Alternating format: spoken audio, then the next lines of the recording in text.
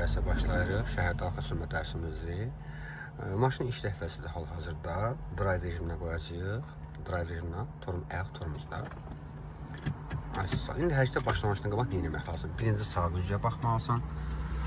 Baxmayaraq ki, qanunun kaçıncı maddənin birinci bəndi bizə tələb edir ki, müvafiq istiqamətə bax. Çünki avtomobildə görsən bizim arxa tərəfimizdən gəlir, solumuzdan gəlir, düzdür? Sağdan gələn yoxdur.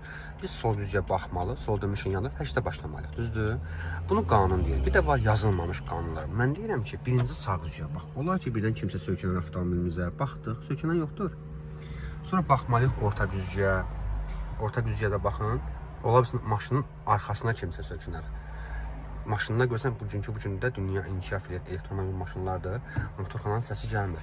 İnsan da söykənər dincini alar arxada və biz sürərik, o da hiss eləməz, yıxılar, sən də bilməsin, Allah eləməsin, faciə baş verir. Deməli, birinci baxdıq, əgər hər kəsin sağına dayanmışsa, sola